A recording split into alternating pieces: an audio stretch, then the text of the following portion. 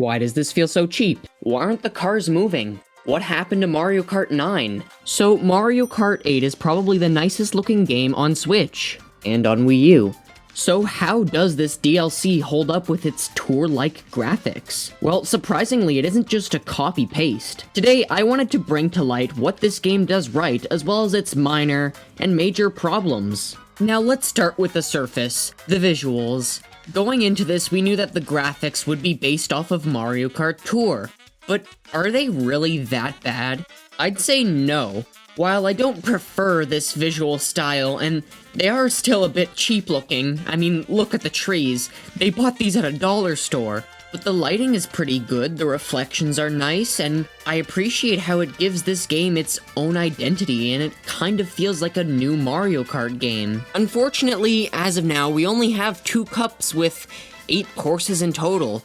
But it is cool how it will have 48 courses, which is basically just as much as Mario Kart 8 Deluxe. But that is by the end of 2023, so we'll have to wait about 4 months for new courses. Sadly, these will be mostly unchanged from their original track since there's no anti-gravity and everything is reused. But they do have a good way of doing it, and not everyone wants to play Mario Kart Tour, and this is a far better experience than Mario Kart Tour. Now, I want to take a further look into the courses, starting with Paris Promenade. It's Paris. For the most part, I have nothing bad to say about this course. It's fairly solid, but what is going on with these barriers? Like, at this part, am I supposed to go left or right? I feel like they could have made these a little bit better to lighten our confusion. But something to know, during these tour courses, since in Mario Kart Tour you would have multiple variations of a course, depending on the season, in Mario Kart 8 they have combined these tracks together. So on the last lap, instead of going straight, instead you go right. And if you're quick enough, you'll actually be doing the track backwards compared to everyone else, which is a pretty cool touch.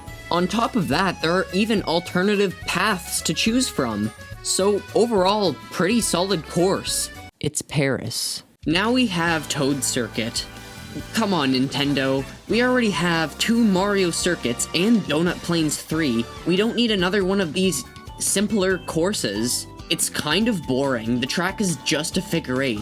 I know they need an easier course to break the difficulty in the cup, but surely they could have done something else. It doesn't need to be difficult, it just needs to be interesting. Then we have Choco Mountain. It's okay. Graphically, it looks a lot nicer and a bit more interesting than the original N64. I appreciate this new cave section and the new glide section, although the gliding section makes the track feel a little bit shorter, and I feel like they could have added a bit more to make this track a bit better. Finally, to finish off the cup, we have Coconut Mall. This is the one that I was the most excited for. While Nintendo definitely delivered on some things, they just didn't on others. The music, phenomenal. Now, the escalators do have arrows on them, which some might not like, but at least now you can see the direction if you're playing multiplayer split screen. The mall itself is great, just how you remembered it. There's even now a glide section from the 3DS version of Coconut Mall. Also, they have a Super Mario Bros. Level on the walls at the turns, which is a pretty cool throwback. But Nintendo just had to Coconut Mall us. The parking lot section. I'd say this is probably one of the most, if not the most memorable part of Coconut Mall. It is so iconic, but they butchered it. They don't have the Miis, the cars don't move, there aren't any dash panels, you don't even spin out for hitting the cars. They aren't an obstacle whatsoever. It's not like this section would have been too hard with cars moving. You can even fly over the first car from the glide section.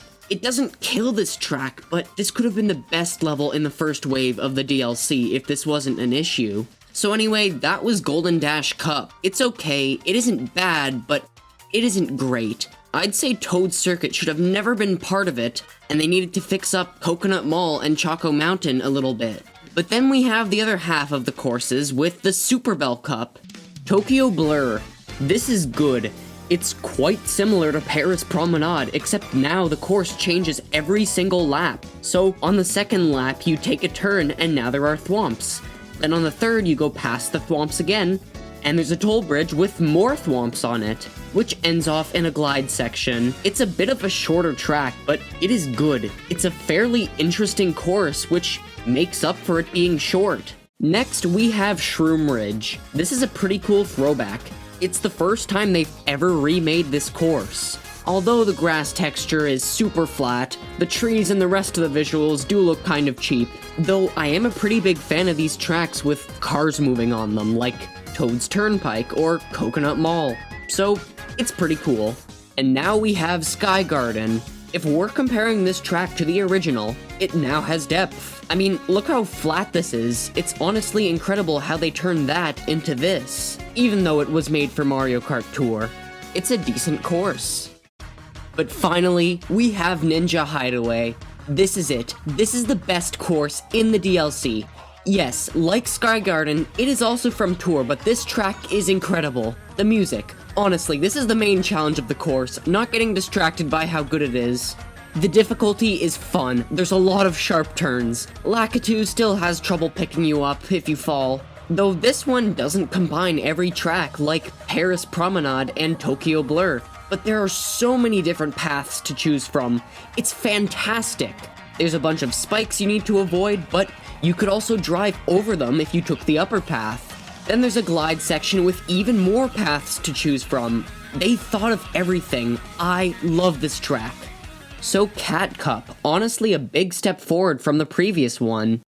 So does the Tour style really stop this? Graphically, yeah, it doesn't look good. But have you realized every single course that I've really liked is from Tour? So while the visuals leave much to be desired, Mario Kart Tour still has really good track design. It's just unfortunate how these are all stuck on Tour. Look how slow this is. I know you can pay for 200cc, but that's expensive. And on Nintendo Switch, it feels so much better. So, I can't wait for what Nintendo has to offer us in the future. I think it would be really cool for the last wave of the DLC to have some of the hardest courses. I think it's still worth the wait, at least till the second wave, because right now, it isn't enough on its own. But anyway, that is everything. Let me know what you think, because there has to be someone out there who passionately loves Toad Circuit, and I'm sorry for bullying it.